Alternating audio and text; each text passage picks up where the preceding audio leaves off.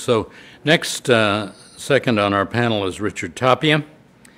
Richard Tapia is a mathematician in Rice University's Computational and Applied Mathematics Department.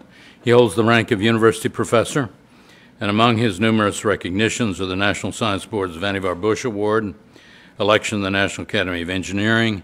He's the first Hispanic to receive these honors. In 2010, Richard was awarded the National Medal of Science by President Obama. He holds several honorary degrees, and 2 professional conferences have been named in his honor.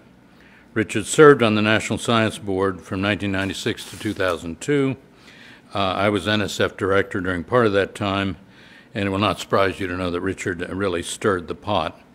In fact, Richard joined the board at the same time Shirley Malcolm, African-American, a very distinguished scientist, joined the board, and the board, when you left it, was quite different in its issues and its views of what's important in priorities than when Richard first came. Richard, I would say it's fair to say that Rice University is recognized as a national leader in the preparation of women and underrepresented minority doctoral degree recipients in science, engineering, and mathematics. Richard is acknowledged for putting the university in that very positive position. So Richard is going to talk today about inequality in the STEM representation in today's research universities, subtitle, The Role of Racism, which has been a very provocative title that Richard has used before and is going to use today. Please welcome our Richard Tapia.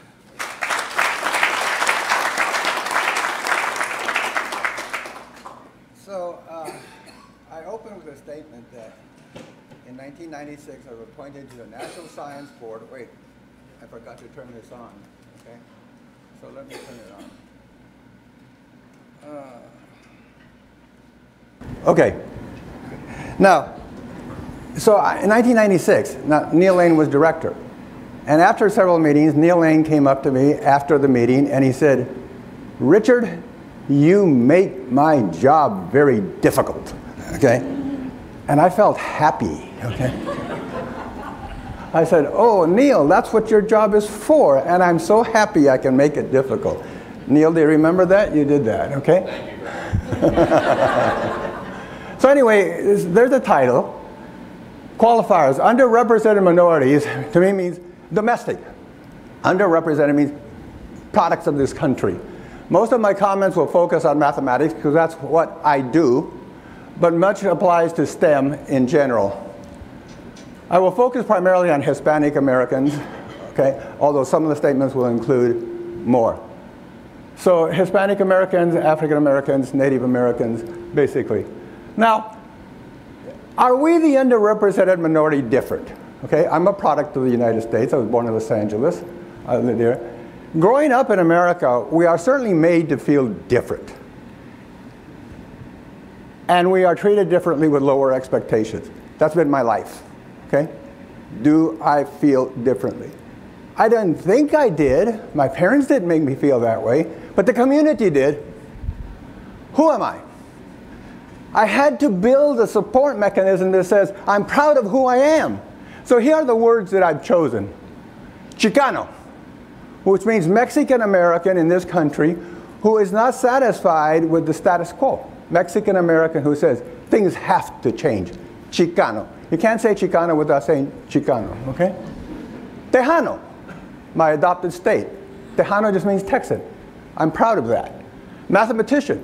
Interestingly enough, I'm also proud of that, okay? I love all three. That's how I view myself, okay? And when Neil was at the White House, he sent me a note and he said, I showed this picture to the president and he liked it, or something like that, okay? But anyway, that's how I see myself. That's who I am. Yes, my culture is American, perhaps with a twist, but I am American. My parents were Mexican. I'm American. American culture, the legendary backseat of a 57 Chevy, okay? That's one of our 57 Chevys. That in the backseat with me is my wife, Jean, who's here. Now, is this an authentic portrayal? And the answer is yes. Look at the beer. The beer is Tecate. It's the beer of the working class. If it was Corona, I'd be a poser, okay? It's Tecate, okay? Remember that. You want to not be a poser, order Tecate. My parents were from Mexico. They came in search of education. I went to community college. I didn't have anybody in high school direct me, even though I was the best math student in my high school. Sure, it was a crummy high school. It was a poor high school. But I was still the best, okay? In community college, I was directed to UCLA. From UCLA, Dave Sanchez, the only minority faculty in the math department at UCLA, directed me to the professorate, okay? I'm monotone increasing. That's what minorities usually are. We get better with age, okay? This is happiness. This is unhappiness, okay? My parents, beautiful. We Hispanics are here. We're here. What do we Hispanics do better than any other ethnic group? We produce extremely well, okay? We reproduce, okay? I mean, you know, we're quite good at it. So here's a profile of our great nation. Don't look at the numbers. It's just telling you how things have changed over the years, okay? And what's expected. But I summarize with the following slide. The browning of America. For each decade, the white population is decreasing 4%, the Hispanic is increasing 4%. Consequence, linear extrapolation tells us that in 160 years, there'll be no more whites in America, okay? And there'll be 80% of the population will be Hispanic, okay? It's supposed to be a joke, okay? So I don't want anybody to get upset. I have had people get upset over that statement, okay? It was in New Mexico, okay? But it's telling you something's happening. We're becoming brown. Now, the Pew Center at Harvard, a few years back, released a report that the Mexican-American boom. For the first time in history, births overtake immigration. We're producing our own Mexican-Americans. That makes us a stable nation, okay? So when Trump builds this wall, he thinks he's keeping people out, but in effect, he's going to be keeping people in, okay? What does this say? If you're not Hispanic and die, 1.5 will replace you. If you're Hispanic and die, 8 will replace you, okay? We're a young population, reproduce well, that's how the country is changing. Yes, we're here. Just go down the streets of Houston, go anywhere. We're here, but we're not there. For good reason, the nation uses representation in the areas of mathematics, computer science, and electrical engineering as indicators of health of STEM representation. Indeed, that has been the strength of this nation. This is what we so proudly say we are the national lead, the world leaders, okay? So let's look at this. So here is some data taken from Donna Nelson's report. The top 100 departments. What percentage of the faculty in the top 100 departments, let's say in math, are black? 1.5%. Hispanic, 1.7%. Asian, nearly 17%. That's not to take anything away. That's to say they've done very well, and we haven't. So in other areas, let's take, for example, computer science. Less than 1% black, less than 2% Hispanic, 27% Asian. How about electrical engineering? Less than 2% black, 2%, less than 2% Hispanic, 28% Asian. They've done very well. They've done very well. We have not. We are here, but we are not there. Okay, how are research universities, research ones, in the state of Texas doing? So this is a faculty, in math faculty. So if we look at U of H, interestingly enough, the school that prides itself on diversity, 0 domestic Hispanics in the math faculty, 0 African Americans, okay? If we look at Rice Math Department, 0 and 0. And it's always been there. If we look at the computational applied math department, we have Ilya Hicks and Richard Tapia, 1-1. If we look at A&M, 0 black, 1 Hispanic. UT Austin, 0, 1. So look, there's only, so basically there is Ilya Hicks. Ilya Hicks is the only African-American math faculty member at a Tier 1 school in the entire state of Texas. And we have him here. In what areas do underrepresented minorities get their degrees? Ph.D.s, okay? Well, Hispanics, civil engineering and sociology.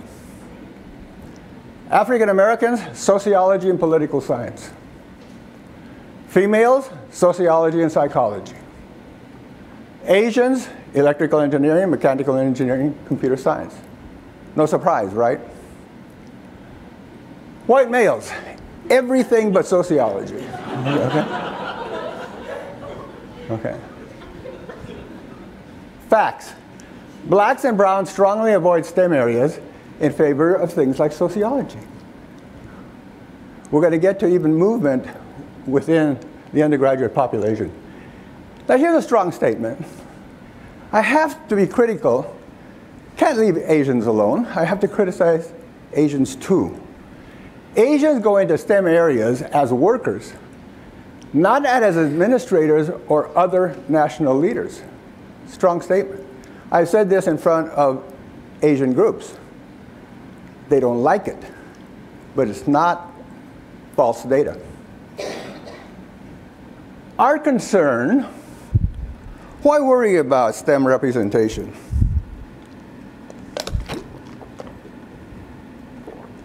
Our concern with STEM underrepresentation today does not come from moral or ethical issues that was in the 60s. Remember affirmative action? Indeed, today it's a simple matter of the nation's survival. As such, it's not an issue of who suffered the most. It's where are the numbers and are they being represented?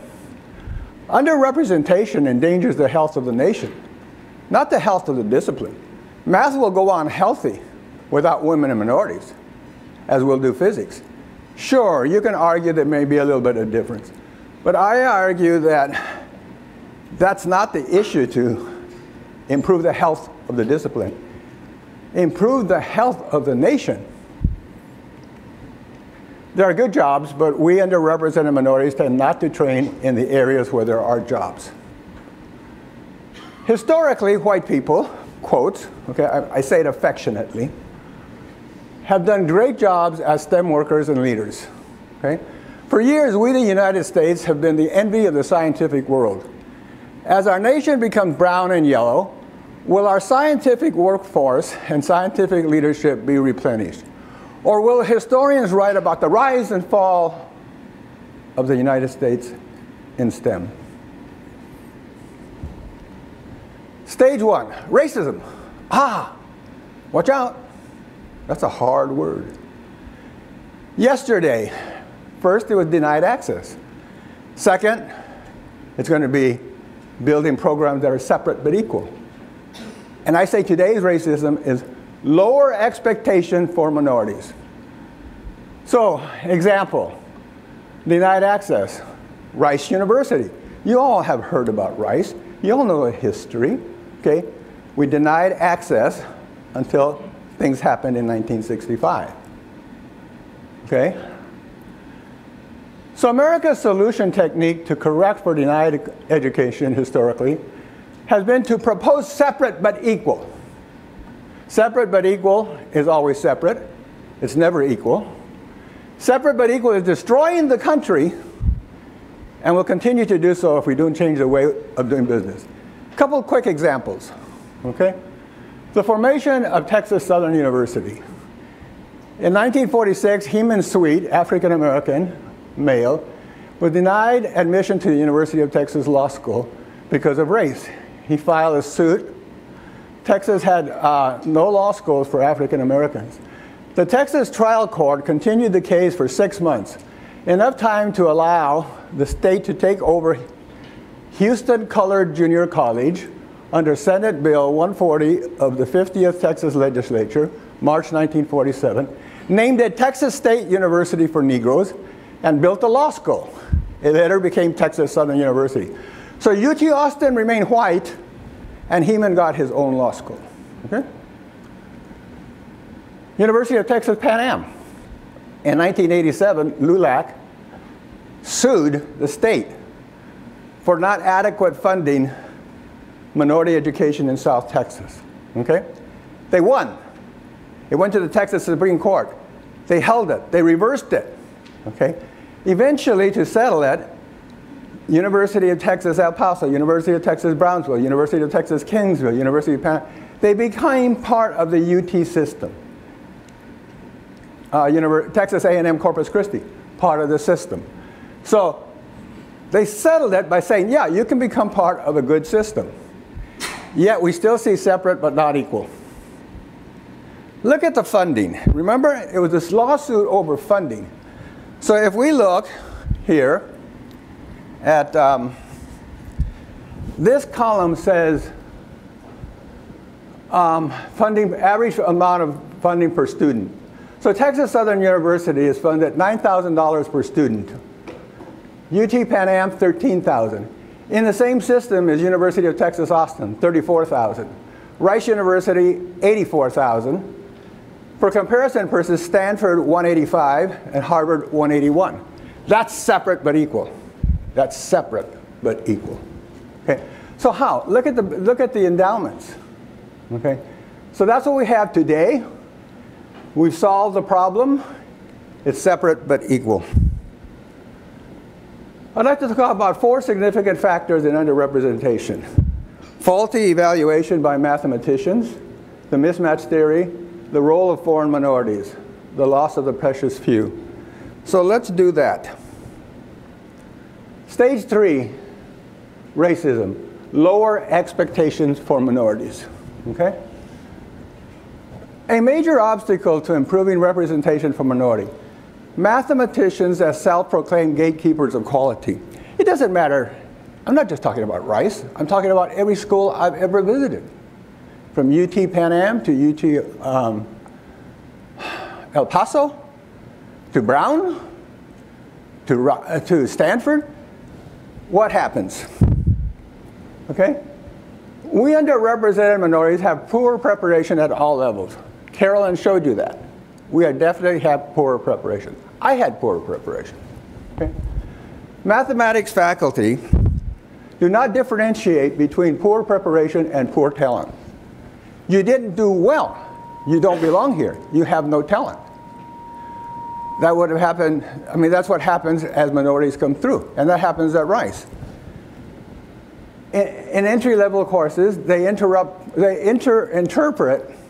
poor performance as poor talent and discourage the underrepresented minority from continuing in STEM disciplines.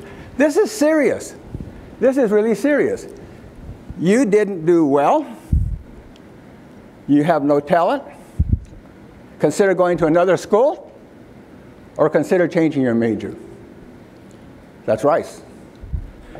Never, well, maybe you're just not quite prepared, and we can help by getting some programs to help you. Okay? A story. Everybody likes stories, okay? So,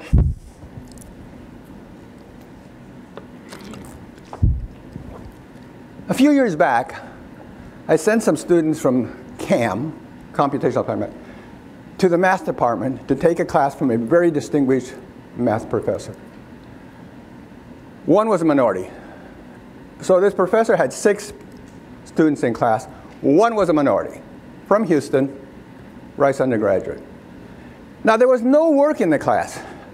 No presentations, no readings, no write-ups, nothing. Nothing. And we found out later, to our surprise, there were 5 A's and 1 C. So as our minority student, who I had sent, was trying to apply for jobs, there was a C in this course. But notice, there was no work, nothing. Just sit here and listen. Okay, so I went to the professor. He did not want to talk to me. I went to the president. I went to the provost. I finally went to the chair of the department. And he says, I've talked to the professor. And he said, I try to discourage those that do not belong in mathematics. So here's a Rice professor saying, you don't belong in mathematics because you look like a minority. Okay? How long ago was that? You say, oh, that was 100 years ago. It was less than 5 years ago. Okay?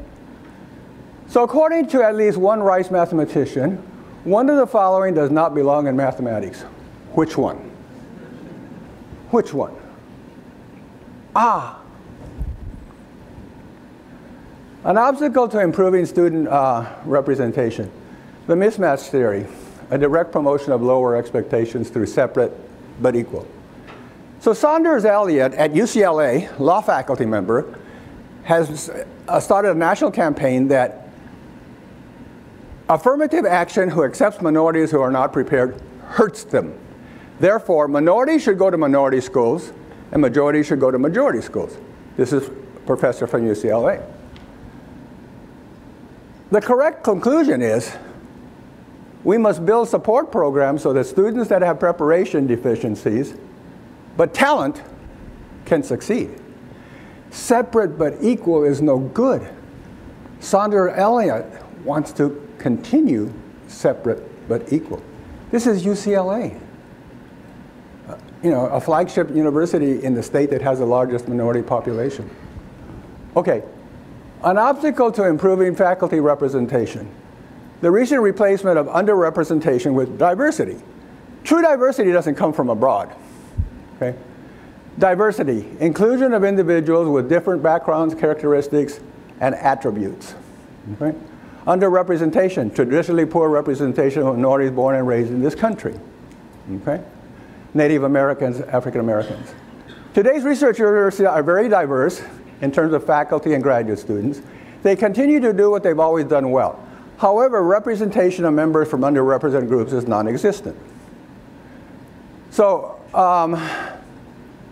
promotion of diversity has replaced concerns for improving domestic representation. And in what sense are Argentine or Colombian mathematicians underrepresented? Can we, the Chicanos born in the barrios of Los Angeles, compete with these foreign Latinos who are educated in the very best schools and go to graduate school at Princeton? Okay? Can we compete? Universities play games in counting foreigners as underrepresented minorities. Indeed, NSF is very much, okay, so to a large degree, this is actually promoted by NSF and other government agencies, okay? Oh yeah, they're minorities. An aristocrat from Buenos Aires who was educated at Princeton and the Advanced Study, at the Institute for Advanced Study. Diversity is good. However, improving participation is critical. Two are not the same. We stay away from politically incorrect term underrepresented and use the politically correct term diversity. Diversity steps on the toes of underrepresentation. Restricting the pool of precious few. Minority STEM students who are accustomed to functioning with self-confidence encounter sink or swim culture at Tier 1 schools, like Rice, who has residual effect of Rice Institute. Feeling beat up and losing confidence, they migrate to the other side of campus, or they do not go to graduate school, so they're lost forever. 0-1 is infinite improvement. Therefore, typical department says, we have ours, you go get yours. Okay? Raymond Johnson, 1969. The first and the last Rice math department minority Ph.D. The first and the last. Ilya Hicks, only black in math or chem department. Richard Tapia, only brown in math or chem department. Okay? A view from the faculty. Recent questionnaire that I sent to STEM faculty, and Richard Tapia, here's one response, is very successful in attracting and retaining such students to our department. This is tolerated to the extent that it doesn't overwhelm the department. But look at this. They rated, now the bottom one in yellow says, what percentage of the Rice STEM faculty said minorities possess talent in the field of study? 6%. Now the most problematic transition point for underrepresented is faculty hiring. Faculty, not admissions, not retention, it's hiring. Okay, our extra dimensions not valued at hiring. They're not even frosting on the cake. They are the box that the cake came in and is thrown away. Yet they're needed. Faculty hiring, the narrow view. Why I would not be hired at Berkeley Math Department. Now, this talk that I gave, why I would not be hired at Berkeley Math Department, I gave it to Berkeley Math Department, okay? I had insufficient, at an early age, I had insufficient research, insufficient research potential to win a Fields Medal, which is a Nobel Prize in math. Now, many of the Berkeley hires, I said to them, can't teach, can't talk to the students, can't mentor, do not serve as role models, don't care about the national picture, don't care about students, and can barely find their way to their office, okay? Now, faculty hiring. I would give, in all standard components, my contributions would be valued, I would be promoted, but I would not be hired. So at Stanford, a similar situation. I spent the year 1976 at Stanford. I did all the wrong things. I had perfect evaluations in teaching. I was faculty advisor to the Hispanic groups. They said, oh, you cannot be good enough. So they made me an offer in 1976. In 72, I got tenure at Rice. In 76, I was full professor. In 76, Stanford said, we will bring you in as associate professor without tenure. I said, no. This is what happens whenever my wife and I go to Berkeley or Stanford. They follow us around, the minority students do, all of them, just to be with us. And yet, I was elected to the National Academy, as Neil Lane said, first Latino. I received the National Medal of Science. Do I belong? It was hard for me to feel that I belonged in that category. Look at the heroes that I've had all my life. Then President Obama came out and said, there are 7. All 7 of you have done great research. But Richard Tapia has uniquely given it directions that are critical for the health of the nation. I wish the other 6 of you would emulate what he has done. Thank you, President Obama, for convincing me I belong. But there's more. I won the Vannevar Bush Award the year after Neil Lane won it. I'm not the best, but I'm good enough. My guidelines, if you sit on the porch with the big dogs and occasionally bark like a big dog, the world will view you as a big dog, okay? That's been my secret. Now, the Tapia Center has done a lot of things, so I gotta skip this. But we've worked with students, we've worked with teachers, we've done great things. We've guided and produced more underrepresented minority PhDs and women in the mathematical sciences than anybody in the United States. These are my closing slides. The research at all costs model of faculty hiring used by math departments and other departments. Research is everything. The rest, teaching, mentoring, program development, potential to make significant contributions in education for the university or for the nation, they're not given much weight, if any. The research at all costs model of faculty hiring works strongly against the hiring of underrepresented minorities. It's a big pool, and in a big pool you can look for those that have huge research contributions, if that's what you want. STEM faculty hiring. When I graduated from UCLA with a PhD in math, would I be hired by today's Rice Math or Chem department, according to their hiring standards today? The answer is no. Is there any need at Rice in STEM departments for underrepresented minorities like me? Apparently not. It does not happen under the current hiring policy. My uniqueness is not my research. It's my multidimensional understanding contributions to the university, the scientific community, and the nation. Okay, retention and encouragement. Would I have a PhD in math if I came to Rice as an undergraduate and majored in math? Probably not. Now here's a key question. Are we, Rice, currently improving or exacerbating the national STEM underrepresentation problem? Are we helping or are we hurting? I say we're hurting. We take some of the country's best underrepresented minority students who are interested in STEM and allow strong migration away from STEM to the other side of the campus. Not that the other side of campus is bad, but they should stay where they wanted to be. We create an environment that does not lead to graduate education. They get beat up, not encouraged to go to graduate school. Had they been at another school, like UCLA or UT, maybe they'd be encouraged to go to graduate school. So effectively, these precious few underrepresented minorities are lost to science and engineering, and the nation suffers. Okay? My suggestions. Build and promote a structure and environment at Rice that if we accept an underrepresented student, then he or she will flourish and succeed in the intended major. Temper the research at all costs model of hiring in math and other STEM departments. Consider hires that have talents that will help in the objectives described above. Learn from the medical school model. Accept and retain. Learn from Harvey Mudd. Harvey Mudd model of undergraduate education. Hire excellent faculty, not using a research at all costs model of hiring. Harvey Mudd has the highest percentage of its senior class going to graduate school among all schools in the country. So they're doing something right. Do they have the best research reputation? Probably not. That's it.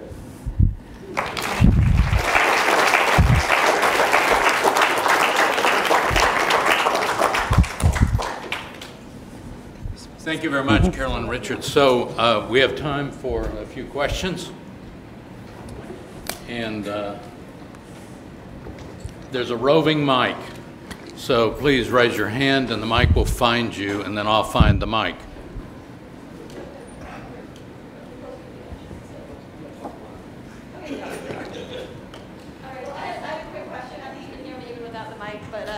I was curious, with the AP tests that are taken at the Kashmir school, do the students have to also pay to take those AP tests and then get the low scores, or is that subsidized by the school? Yeah, HISD pays for all AP tests now to try to promote students to take the test. Okay. So they don't actually have to take the AP course to take the test. Sorry, I can't see Bob. Where's the mic? Oh, one back here. Okay, so Richard knows I agree with... Oh, Mike, there you are. Welcome. Hi. Okay. So Richard knows I agree with a fair amount of what he says, and I disagree very much with much else. So I'd like to push back a little bit on that. So I should say, as background for the audience, I do two things. First, I'm in the mathematics department. I've been involved in hiring in the math department for quite a while. And I also direct the Rice Emerging Scholars Program, which is something of an answer to some of the complaints. So maybe I'll start with the Emerging Scholars Program. So Rice, several years ago, I think did respond to this, has understood at the highest levels that there is a difference between preparation and talent. And we now have a program that serves several dozen students a year, possibly expanding, to support folks who come from high schools that are not so good. The program is comprehensive in nature, and it goes on not just for a summer, but for 2 to 4 to even 5 years. And I think we've had some substantially, some reasonable results. I think that folks are persisting in STEM. Our first class will have some going to graduate school. So I don't think it's quite right that Rice hasn't responded to this or is not responsive at all to it. Secondly, so I'm in the math department. I've been hiring. I think some of the numbers aren't right, and I think some of the characterizations aren't right. So in particular, it is true that there are some sort of standards. I think this is the way most hiring works. We have, in our department, the way I have seen it progress, we have some level of accomplishment and promise that we would like to have in our hires. But in terms of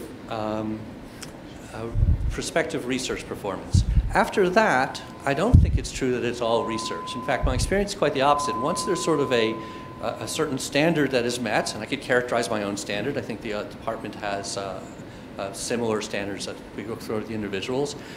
There's a great deal of attention paid to the other aspects that a candidate will bring. So diversity is certainly one of them. Now, I mean, it's certainly true that there's a numbers problem, right? So if we look at, so I pulled these numbers because I've seen these talks before. Let's see, so like in the applied mathematics area, of the 31 degree granting institutions in 2014, how many minorities? Yeah. So I'm losing it. There was one, so of the 82 PhDs produced in the country that are US citizens, 300 of the that were produced totally, including domestic and foreign. There was one African-American U.S. citizen produced in applied mathematics. There were 7 Hispanic U.S. citizens produced. So, I mean, there's certainly the pipeline is a problem in all of its stages. But there's, I would say, laying it too much on the end of the hiring of professors is too strong. And I don't think I'm unhappy with the term racism for in characterizing this sort of process. So. Okay, Mike. Thank you. Yeah. The reason I let Mike respond, obviously, is because of very strong criticism, and a lot of the discussion needs to follow. But I appreciate your comments, and I want Richard to respond, and then we'll go. Well, I think that when I came to Rice, I saw. I came from UCLA. I was at Wisconsin. I saw a different approach, and for lack of a better explanation, I said it's the residual effect from being the Rice Institute, and Rice Institute was sink or swim. Okay, so yeah, there's been progress, Mike, but the numbers still speak for themselves. I mean, there's never been a minority Ph.D. in the math department in the history besides Raymond Johnson. The faculty, no, let me finish. The faculty look, are you going to let me finish? I'll let you finish. Okay? In the Division of Natural Sciences, never has Rice had an underrepresented minority faculty member in a tenure track position, okay, in the history. Tell me that UCLA is the same. Tell me that UT is the same. We're improving. We're getting better. But the numbers that I gave are still true, and we've got a long ways to go, and I think it's a cultural thing, okay? And that's why I say it. How long have I been here? 44 years. How much have I seen this? A long. Yes, you've done a good job of trying to improve things. But if we try to compare ourselves to the schools I'm comparing ourselves to, we don't look good. Okay, Mike, thank you. And Richard, I think this particular exchange we need to carry on in the reception, but I really appreciate you making both points. So, Bob Rito. I have a problem. I teach. But how do I spot talent if they don't perform well? What happened? I teach, okay? So I judge my students by their performance. If they don't perform well, they don't do well in tests, they don't speak up in class, how am I supposed to spot talent? Well, the admissions committee obviously feels they identify talent because they accept these people, okay? And a lot of school people that we accept, I mean, you're not going to say, Bob, that they accept them at random, okay? They accept people with really, really strong backgrounds who have done very well. Maybe they're number 1, number 2 in their class. So they are an unusual product. What happens is that they're just not prepared at the level they need compared to the other students in mathematics, okay? So if we believe in our admissions policy, okay, if we believe in it, then we're accepting people. And our migration patterns, okay, NACME did a study of migration of minority students away from STEM and engineering majors to non-STEM non-STEM majors. Rice, out of 124 school study, we were 116th from the top. We were almost the worst. So the thing is, sure, you can say a million different things. But I work with talented students every day who I have to instill confidence in them. You were a star and you can be again, okay? That's what I say. If we accept them, maybe I should go back. Maybe we shouldn't accept them. Maybe we shouldn't. But I see students every day who come to me who want to change majors and go to the other side of campus because some professor has told them, you don't belong. First, I'm not sure I trust admissions that well. Second, you sit in class and there's a big spread.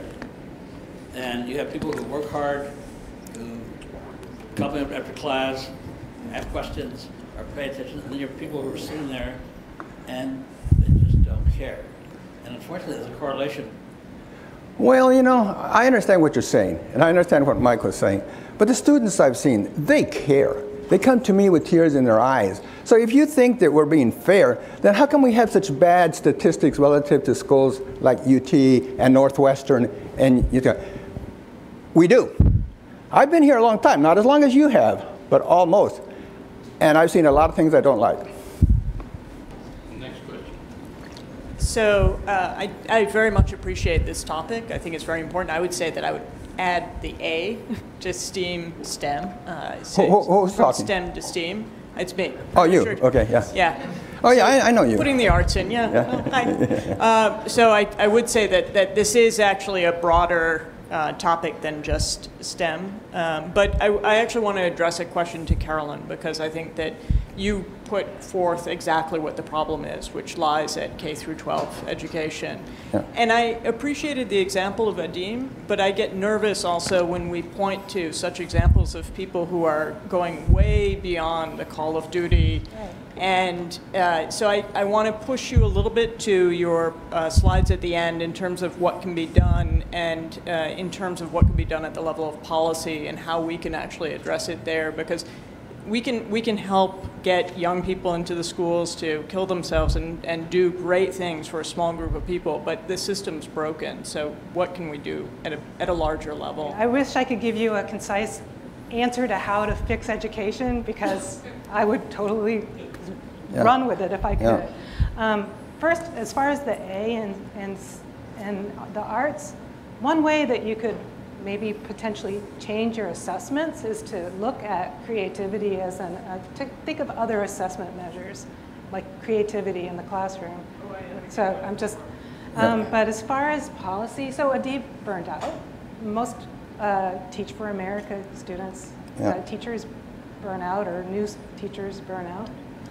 So we really need to provide much more coaching and mentoring for teacher preparation. We have to prepare, we have to have guidance counselors in the school so the burden doesn't fall on our teachers. I mean, there are so many things that need to be done. I mean, Adib has a student who's going to go to college, but her guidance counselors are telling her to apply to UT or A&M, where she would probably have a more mentored undergraduate experience if she went to a smaller school where her tuition would be paid for. So our guidance counselors aren't doing, they're overwhelmed too. So the whole system is underfunded. Okay. So, Sarah, can I add a comment, because you mentioned the word policy. My sense is that in K-12,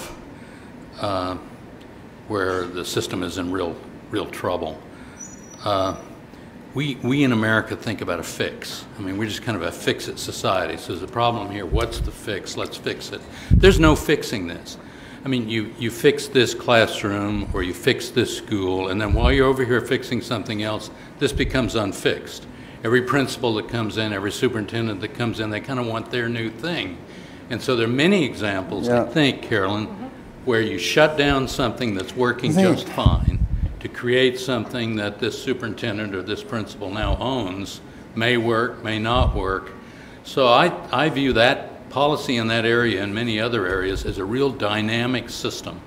So dealing with it requires agility, flexibility, a lot of political muscle, and it's a job forever, certainly in American democracy. That's strong bias, but that's my view about policy in K-12. Other questions? I've got a quick question.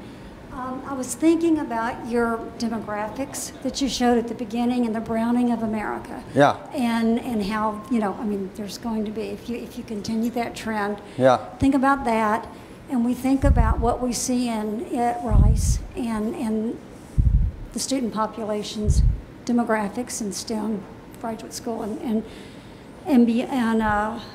graduates with PhDs.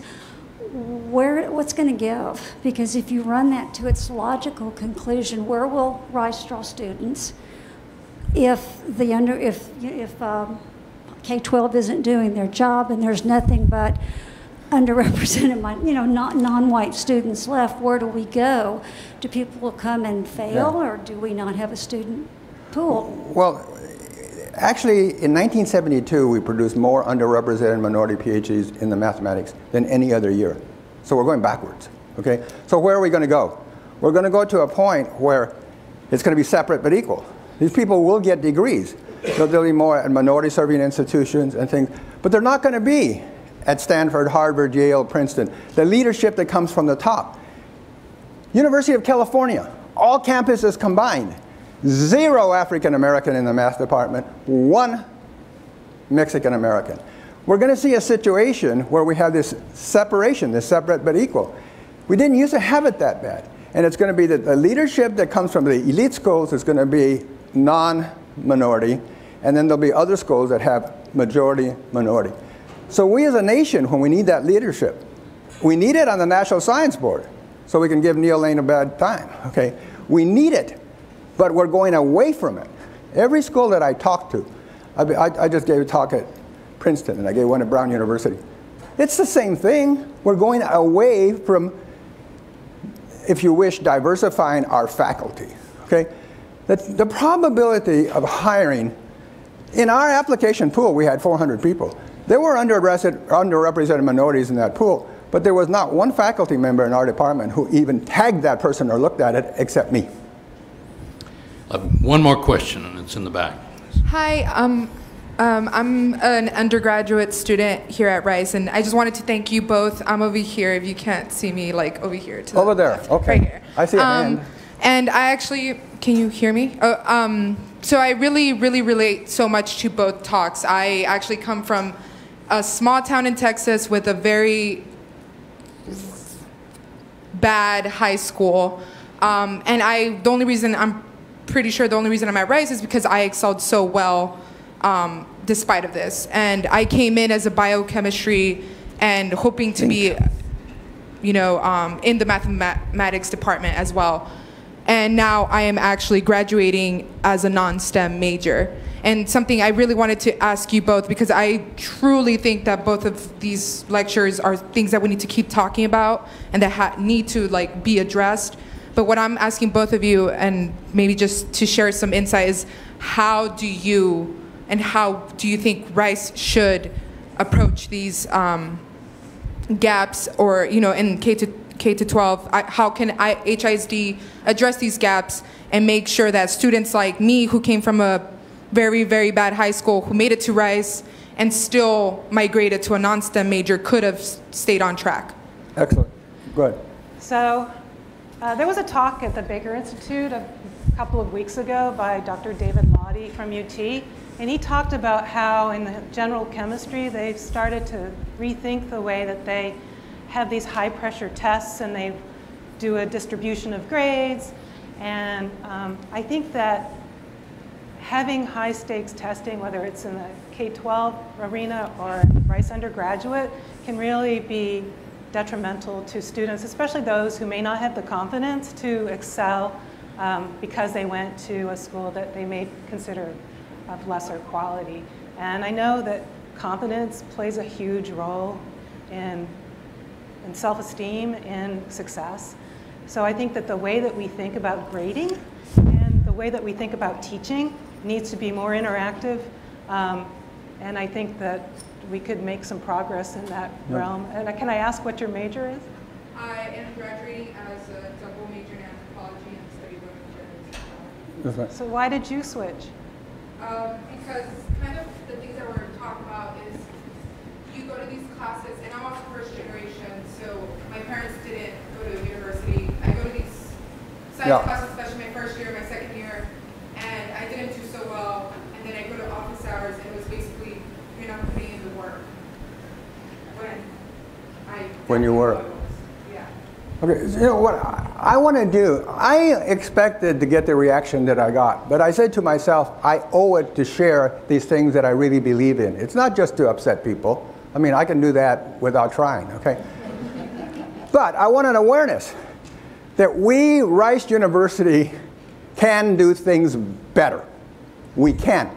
See, there's too much Rice saying, oh yeah, the way we do it is right. The way we do it was right. The way we do it. Northwestern University has the highest retention rate of minorities in STEM disciplines, okay? They're doing something. Harvey Mudd is doing something. All I want to do is an awareness, a wake-up call that Rice is not perfect like so many people think it is. And I, time after time, see these minorities leaving Rice, changing, or telling me, Professor A, who happens to be my best friend, suggested I leave Rice, okay? And I said, no. I've had a lot of successes with maintaining these students, okay? So I just want a wake-up call to Rice University that maybe we ought to talk about it. Maybe we ask them questions. And that's what I wanted from this talk, and I think I got it. Thank you. I think we need to bring this session to a close. I've been asked to invite people to the reception. The lobster is getting hot and the wine's getting hot, and so I think we should thank our speakers, and then you have a final word, or are you done? Thank you, everybody.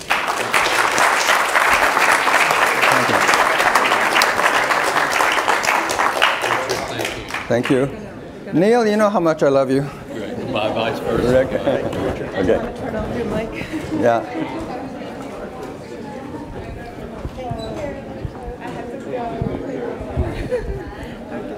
It was good listening to you talk again. I Thank you. appreciate it. I gotta run. I gotta get home. Yeah. Okay. So.